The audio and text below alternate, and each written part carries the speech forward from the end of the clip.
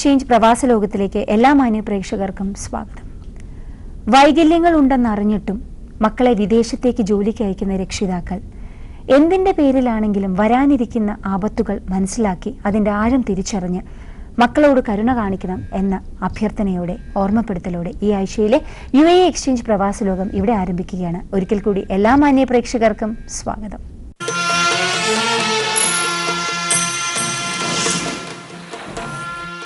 ഇരുവൃക്കകളും തകരാറിലായി dialysis ചെയ്യുന്ന കോഴിക്കോട് സ്വദേശി ജിതിന്റെ ചികിത്സാർത്ഥം fund രൂപീകരിക്കാൻ മാസ ഖത്തർ യോഗം തീരുമാനിച്ചു. സിവിൽ എഞ്ചിനീയറിംഗ് പാസ്സായ ജിതിന്റെ ചികിത്സാർത്ഥം നാട്ടിൽ പഞ്ചായത്ത് പ്രസിഡന്റ് കെ സജിത്തിന്റെ നേതൃത്വത്തിൽ ഉണ്ടാക്കിയ ചികിത്സാ സഹായ കമ്മിറ്റിയുമായി സമാഹരിച്ചുകൊണ്ടാണ് മാസ് ഖത്തർ ഫണ്ട് സ്വരൂപിക്കുന്നത്. വിവരങ്ങൾക്ക് ഈ ഫോൺ നമ്പറുമായി ബന്ധപ്പെടുക 55 56 91 15 അല്ലെങ്കിൽ 55 50 61 47.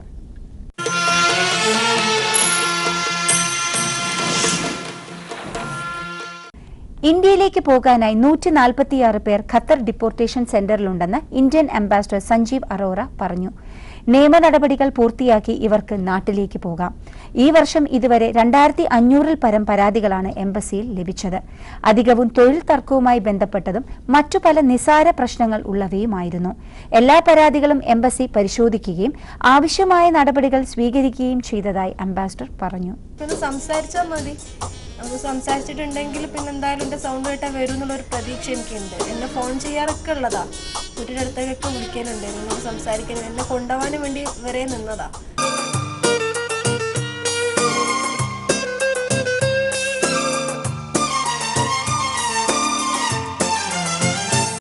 ആയിരത്തി 1981 കോഴിക്കോട് വന്ന് സഫിയെ വിവാഹം കഴിച്ച ഒമാനി സ്വദേശിയായ അബ്ദുള്ള ഹമൂദിനെ തേടിയാണ് അദ്ദേഹത്തിന്റെ ഏക മകൾ കൗസറും സഫിയയും ഇന്ന് പ്രവാസ ലോകത്തെ തേടിയെത്തിയിരിക്കുന്നത്. 1986-ലാണ് ഇദ്ദേഹം അവസാനമായി കേരളത്തിലെത്തുന്നത്. മസ്കറ്റിലെ റൂവിയയിൽ മിനിസ്ട്രി ഓഫ് ഇന്റീരിയേഴ്സിൽ ഇദ്ദേഹം ജോലി ചെയ്തിരുന്നതായി ഈ കുടുംബത്തിന് വിവരം ലഭിച്ചിട്ടുണ്ട്. എന്നാൽ ഇന്ന് അച്ഛനെക്കുറിച്ച് യാതൊരു ഡീറ്റെയിൽസും തന്നെ മകളായ കൗസറിന് ലഭിക്കുന്നില്ല. കൗസറിനും സഫിയയ്ക്കും അദ്ദേഹത്തിനെ കുറിച്ച് കൂടുതൽ എന്താണ് പ്രവാസ ലോകത്തിനോട് പറയാനുള്ളതെന്ന് നമുക്ക് ചോദിച്ചറിയാം. ഈ അബ്ദുള്ള ഹമൂദിനെ കൊണ്ടുവന്നത് ആരാ നിങ്ങളുടെ അടുത്തേക്ക്? ഇവിടെ മാത്തോടുള്ള ഒരാളെ കൊണ്ടുവന്നു ജോലി ചെയ്യുന്ന. സാധാരണ അങ്ങനെ കോഴിക്കോട് ഒരു സ്വഭാവം ഉണ്ടല്ലോ അല്ലെ, ഇങ്ങനെ അറബികൾ വന്ന് കല്യാണം കഴിച്ചു പോകുന്നത് വളരെ പുരാതനമായിട്ടുള്ള ഒരു സംഭവമാണ്. നമ്മളെ മലയാളികളെ കല്യാണം അങ്ങനെ തന്നെ ഉണ്ടായതാണ്.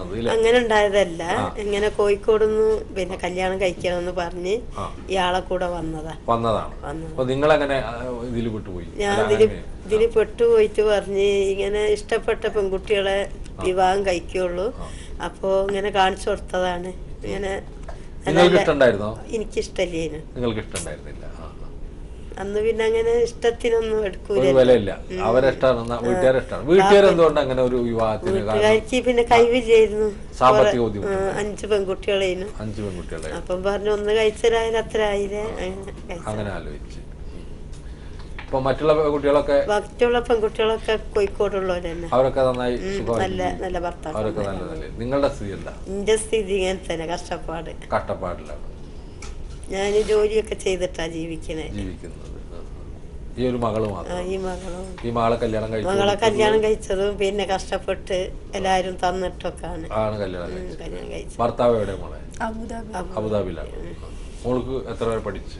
ഞാൻ ഡിഗ്രി വരെ പഠിച്ചു. ഈ അബ്ദുള്ള ഹമൂദ് എങ്ങനെയാണ് നിങ്ങളോട് പെരുമാറിയത്? നല്ലതായിരുന്നു. പിന്നെ പൈസ ഒക്കെ അയച്ചു തരും. മോളെ പിന്നെ പഠിപ്പിക്കാൻ ഇംഗ്ലീഷ് മീഡിയം പഠിപ്പിക്കാൻ. എത്ര കാലമായി ഇപ്പൊ അദ്ദേഹവുമായിട്ട് യാതൊരു ബന്ധവും? പിന്നെ 12 കൊല്ലായി. ഒടുവിൽ വന്നത് ഏത് കാലത്താ? വന്നിട്ട് ഇപ്പൊ കുറച്ച് 4 വയസ്സുള്ളപ്പോ വന്നതാണ്. പിന്നെ കണ്ടിട്ടില്ല.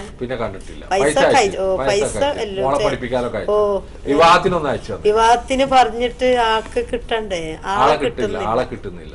എങ്ങനെയാണ് ആ ഒരു ബന്ധം അകന്നുപോയത്? അല്ലെങ്കിൽ അകന്നുപോയത് വെച്ചാല് സ്നേഹിതന്റെ വീട്ടിൽ പോയി വീണ്ടും വന്നതിന്റെ ശേഷം അങ്ങനെ നല്ലോണം പോലെ പോയതാണ്. പിന്നെ തിരിച്ചു വന്ന് എനിക്ക് കുറച്ച് ഫോട്ടോ ഒക്കെ തന്നീനു, അതൊക്കെ എടുത്ത് എല്ലാം പിന്നെ കൊണ്ടുപോയി ആളെന്നെ മുങ്ങിക്കളഞ്ഞ്. എന്താ പറ്റിയതെന്ന് അവിടെ പോയാലാണ് അറിയുന്നത്. നാട്ടിൽ വന്ന് എല്ലാം അറിഞ്ഞ് ഇനി സെഫിയനെ വേണ്ട, ഞാൻ ഇനി നാട്ടിൽ വരൂല, പിന്നെ പ്രസവത്തിന് സമയത്താണ് പിന്നെ പൈസ അയച്ചു തരുന്നത്. അതാരോ തെറ്റിദ്ധാരണയാണ്. എന്താണ് തെറ്റിദ്ധാരണ ആരോ പറഞ്ഞു കൊടുത്തിട്ടാണ്. ആക്കെന്തോ ഒരിക്കൊക്കെ കുറച്ച് കിട്ടിയാ മതിയല്ലോ. അങ്ങനെ നല്ല സ്വഭാവത്തില് വന്നതു ചെയ്തതൊക്കെ. പിന്നെ നിങ്ങൾ അന്വേഷിച്ചില്ല? പിന്നെ അന്വേഷിച്ച് പിന്നെ ഇവിടെ പിന്നെ പ്രസവത്തിന് പൈസ ഒക്കെ അയച്ചെന്ന് ഏത് ആസ്പത്രിയിലായാലും ഞാൻ വേണ്ടിയത് കല്യാണത്തിന് വന്നില്ല. കല്യാണത്തിന് വന്നില്ല, ചെലവിനൊക്കെ അയച്ചെടുത്തുണ്ടായിരുന്നു. ഇപ്പൊ ഒന്ന് അന്വേഷിക്കുന്നതാണ് നല്ലതെന്നാണ് നല്ലത്. ഇനിയിപ്പോ ജീവിക്കാന് ബുദ്ധിമുട്ട് തോന്നുന്നു. അപ്പൊ ഇങ്ങനെ നമുക്ക് ഇതിനെ പറ്റി ഒന്നും അറിയില്ലായിരുന്നു.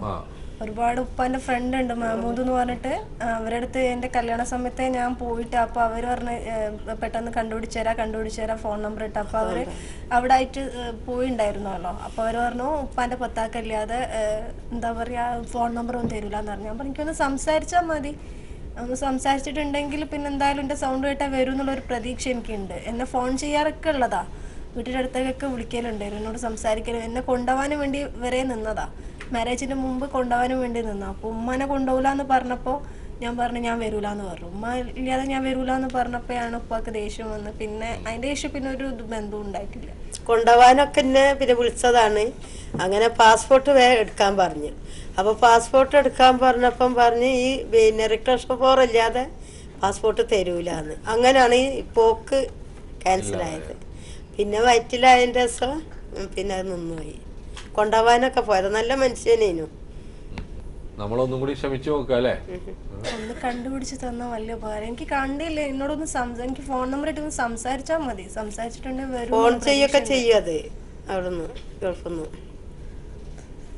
പ്രവാസ ലോകം ഒമാനിലെ പ്രവർത്തകരോടാണ്. നമ്മളിതിനു മുമ്പ് ഒരു ഒമാനി കോഴിക്കോട് വന്ന് വിവാഹം ചെയ്തതിൻ്റെ ഒരു കഥ നമ്മൾ മുമ്പ് പ്രക്ഷേപണം ചെയ്യുന്നത്. ഇത് രണ്ടാമത്തെ ഇതാണ് ഇത്തരത്തിലുള്ള സംഭവങ്ങൾ.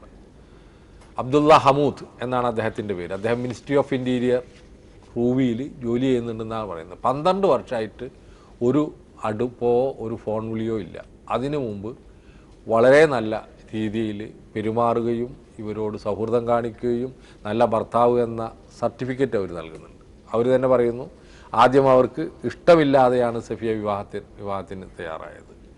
പിന്നീട് വിവാഹം കഴിച്ചപ്പോൾ ഒരു ഭർത്താവ് എങ്ങനെയൊക്കെ സംസ്കാര സമ്പന്നനാവണോ, എങ്ങനെയൊക്കെ സ്നേഹം കൊടുക്കണോ, അതെല്ലാം കൊടുത്തിട്ടുണ്ട്. എല്ലാ ഉത്തരവാദിത്തങ്ങളും അത് അദ്ദേഹം നിർവഹിച്ചിട്ടുണ്ട്. മകളെ പഠിപ്പിക്കാനുള്ള സർവ്വ ഉത്തരവാദിത്വവും ചെയ്തിട്ടുണ്ട്. വിവാഹം അറിയിക്കാൻ കഴിഞ്ഞില്ല, മകളുടെ പ്രസവത്തിന് കാശ് അയച്ചു കൊടുത്തിട്ടുണ്ട്. അപ്പോൾ ഇതൊക്കെ ചെയ്തിട്ടുണ്ട്. കഴിഞ്ഞ 12 വർഷമായിട്ട് കാര്യമായോ അല്ലേ? 12 വർഷമായിട്ട് ഒരു വിവരമില്ല. അപ്പോൾ അതുകൊണ്ട് അബ്ദുള്ള ഹമൂദിനെ കണ്ടെത്താനുള്ള ചുമതല നമ്മളിലുണ്ട്. വലിയ ബുദ്ധിമുട്ടുണ്ടാവില്ല എന്നാണ് തോന്നുന്നത്. ജാബറിനെ പോലുള്ള വളരെ പരിചിതമായ ഒമാനിലെ ഒട്ടേറെ അറബികളെയും അതുപോലെ തന്നെ എല്ലാ വിഭാഗങ്ങളുമായിട്ട് ബന്ധമുള്ള ആളുകൾ ധാരാളം നമ്മളെ പ്രവർത്തകരായിട്ടുണ്ട്. അപ്പോൾ അബ്ദുള്ള ഹമൂദിനെ കണ്ടെത്തുക എന്നുള്ളത് ഒരു വലിയ പ്രശ്നമായിട്ട് എനിക്ക് തോന്നുന്നില്ല. അബ്ദുള്ള ഹമൂദിനോട് നമുക്ക് പറയാനുള്ളത്, നിങ്ങളുടെ ഭാര്യയും മകളും പേരക്കുട്ടികളും അടങ്ങുന്ന ഒരു കുടുംബമാണ് എൻ്റെ മുന്നിൽ വന്നിരിക്കുന്നത്. അബ്ദുള്ള ഹമൂദിനെ സംബന്ധിച്ചിടത്തോളം ഒരു സൗഭാഗ്യമാണ് ഇത് കാണുക എന്നുള്ളത്. തീർച്ചയായിട്ടും അദ്ദേഹം കാണുകയും അദ്ദേഹത്തിൻ്റെ മനസ്സ് മാറുകയും ഇവരെ കാണണമെന്ന ആഗ്രഹമുണ്ടാകുകയും ചെയ്യും എന്നാണ് എനിക്ക് തോന്നുന്നത്. അബ്ദുള്ള ഹമൂദ് തീർച്ചയായിട്ടും ഈ കുട്ടികളെ വന്ന്